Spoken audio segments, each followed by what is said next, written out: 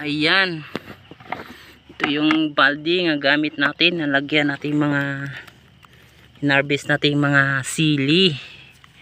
So harvestan po natin ngayon kasi Friday mga idol.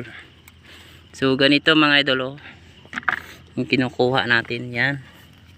So makita natin nga ang bunga ng sili natin ay medyo may karamihan pero medyo lingkod pa mga idol, alanganin pa po. So select lang tayo para hindi tayo ma-rejectan.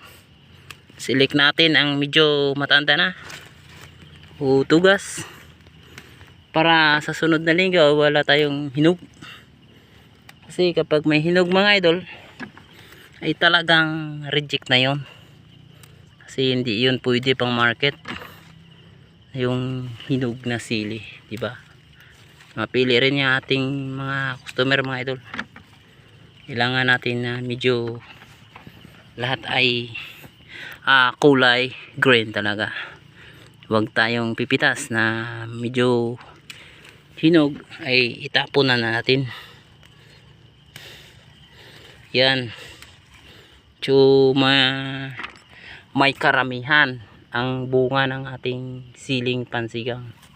Kasi maganda yung tinaniman na lupa mga idol. Yang na yang siya talaga. Ayan. Ayan.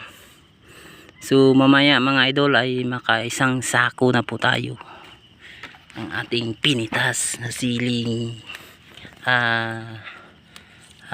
pansigang. Yun na, medyo hinog mga idol, oh. Yun, ganito. Tapon na po yan. Si reject na po. Kahit ang mga medyo may damage ay itatapon na po natin. Si medyo may uod pa ito mga idol, oh. Yan. Hindi tinamaan, hindi tinablan ng ating mga pan spray. Kung sa sunod patay na yan mga idol. Yan. So tingnan natin, oh, maliliit pa mga bunga ipa mga idol, oh. Langanin pa po yun. Punta doon, oh. Ayun.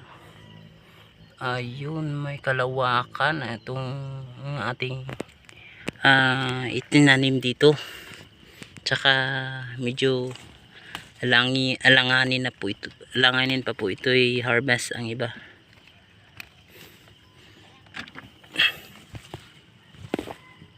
So tingnan nyo po mga idol, oh, ang aming in-harvest. Ayun, oh. Ayun, ganyan. So may good quality ang sili natin ngayon. Kasi medyo maganda ang bunga at saka inalagaan namin ito ng fertilizer saka spray. Kaya kayo dyan kung gusto nyo magtanim, magtanim na po kayo kahit sa pangbahay lang or panggamit lang para hindi na po kayo bibili. Pwede naman tayo magtanim sa mga plastic bottle mga idol. Ayan, kahit maliit lang para hindi na tayo bibili, pwede po tayo magtanim. Ayan, diba?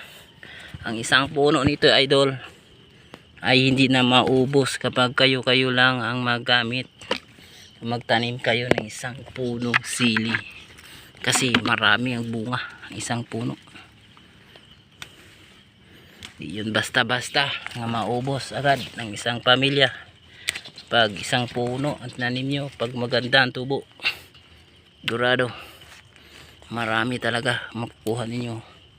Tsaka salbar o wala kayong pangbili, meron na kayong mapipita sa backyard nyo kasi may tanim tayo, diba? Diba mga idol? Yung sa amin ay pambinta talaga to kasi di naman to maubos sa pag gagamitin lang.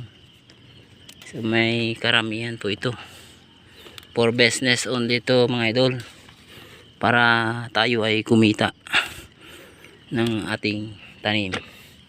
Kapag tayo ay nagtanim, ay kung maganda ang tubo at tayo ay kumita rin, di ba? Di ba? Ba mga idol? Ayan. Yun o, makita naman natin talaga o. Medyo may kalinisan na po yung sili namin kasi bago lang po ito natapos pagdamo. Pinadamuhan namin lahat para maganda tingnan ng ating farm. So shout out dyan sa mga nanood ng mga farmer ng sili tulad nito. So kumusta ang iyong farm gate price dyan? Siguro nagtaas. Ito sa amin medyo nagbaba konti mga idol, konti lang. Tumaas naman ito kapag abot ng December. So ngayon maraming nagpipitas ng sili, medyo nagkaroon ng kunting baba ang price ng ating sili mga idol. Ayan.